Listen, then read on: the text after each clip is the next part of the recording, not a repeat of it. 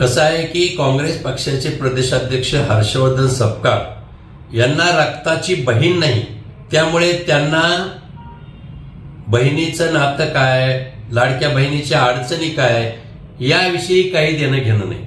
उठसूट आमच्या लाडक्या बहिणीला हप्ते का चालू केले, लाडक्या बहिणी योजना का आणली, आणि आता तर लाडक्या बहिणीचा हप्ताच देऊ नका म्हणून या महाभागाने निवडणूक आयोगाला पत्र दिलंय. म्हणजे मकर संक्रांत हा खऱ्या अर्थाने लाडक्या बहिणीच्या आयुष्यातला उत्सव सण आहे, मांगल्याचा सण आहे.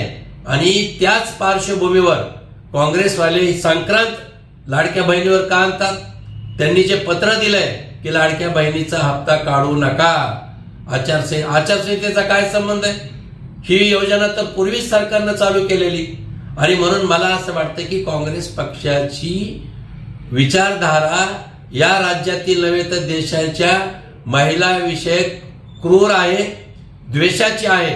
त्यांना महिलांचं काही देणं घेणं नाही. आणि म्हणून मला काँग्रेसला सांगायचंय की लाडक्या बहिणीचं राजकारण तुम्ही करू नका. उठसूट निवडणूक आली की लाडकी बहीण लाडकी बहीण, लाडक्या बहिणीचा आशीर्वाद आमच्या सोबत आहे. फक्त तुम्ही संक्रांत उत्सवाच्या मुळावर तुम्ही लाडक्या बहिणीवर का, हा माझा सवाल आहे.